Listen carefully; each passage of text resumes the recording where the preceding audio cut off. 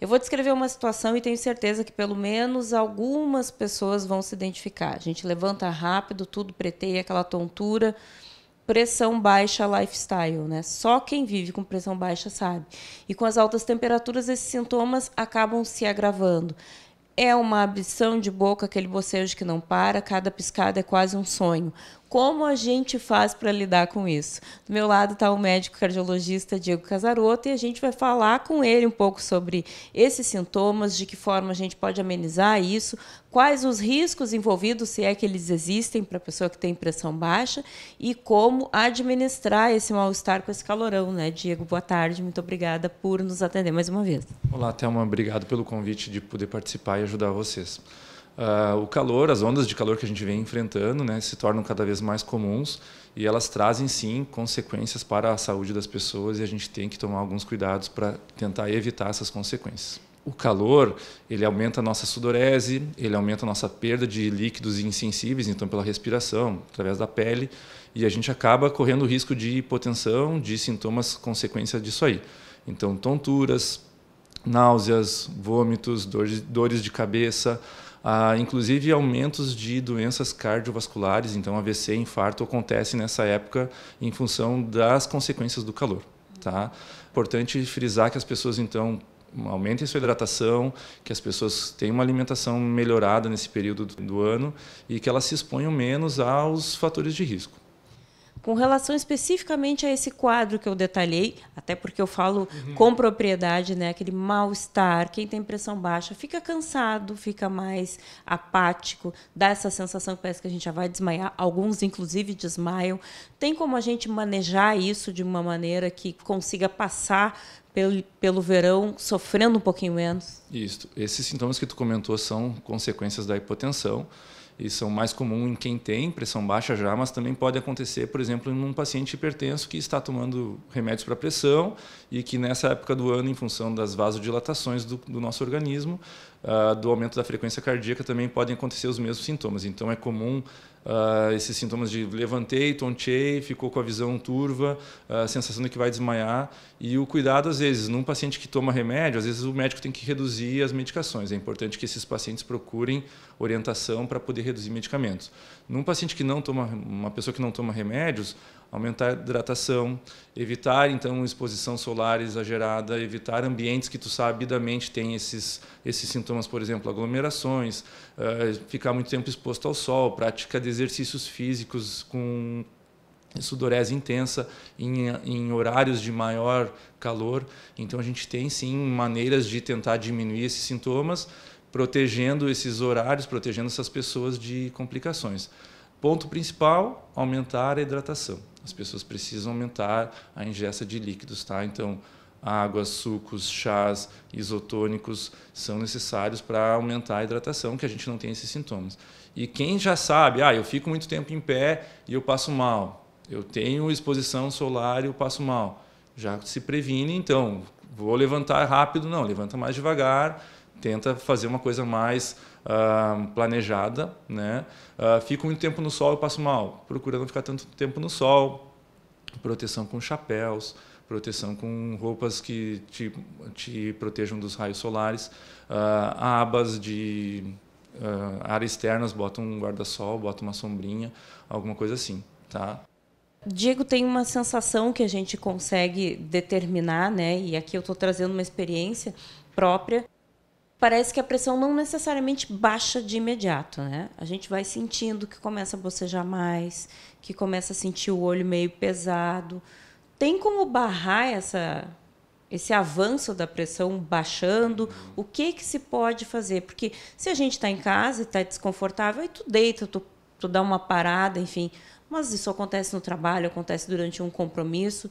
Qual é a orientação que se pode adotar para amenizar isso, ou pelo menos dar uma freada? Muito se fala em colocar um salzinho embaixo da língua, isso funciona, não funciona, é mito?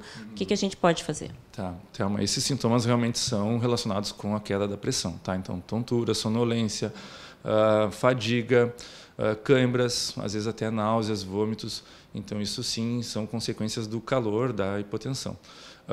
É uma cascata.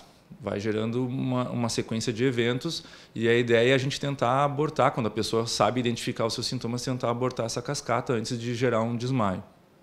O principal é identificar esses sintomas para poder procurar uma hidratação, para poder procurar uma sala que tenha refrigeração, para poder sentar. Então, a pessoa que trabalha exposta ao sol e começa a passar mal, se ela não puder sentar, ela vai inevitavelmente ela vai desmaiar. Então, ela tem que procurar um local para se sentar, ela tem que procurar um local com sombra, ela tem que aumentar a sua hidratação.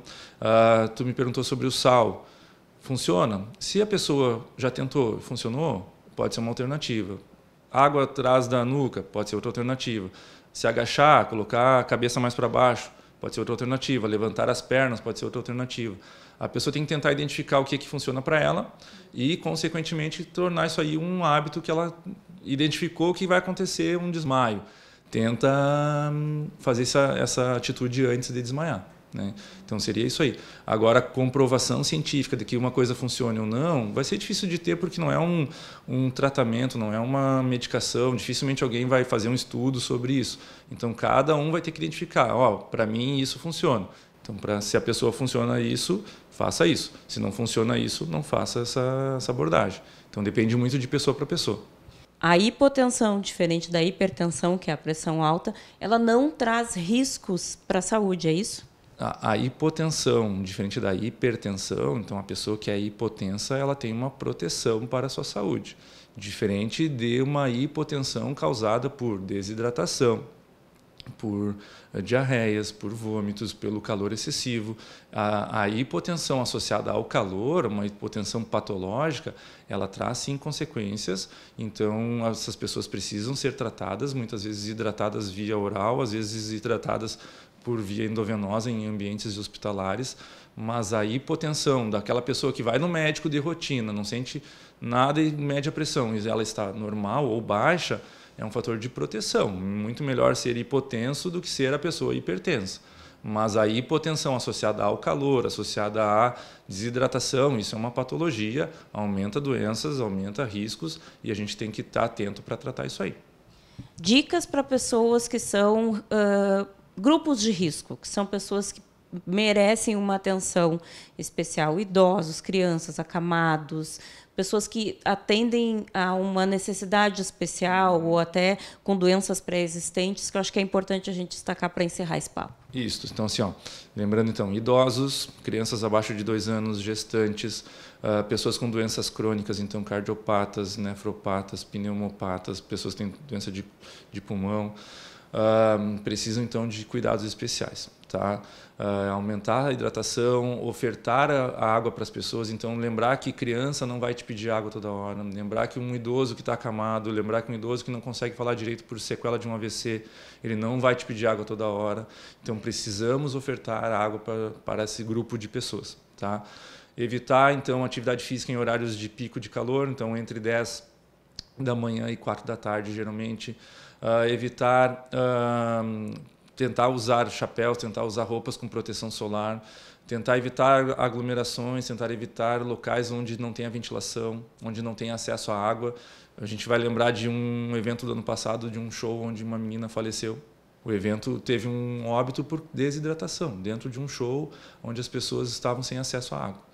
Então, a gente tem que lembrar disso para proteger essas pessoas mais frágeis e mesmo quem não está nesse grupo mais frágil tem que lembrar que a água, nesse período, é essencial.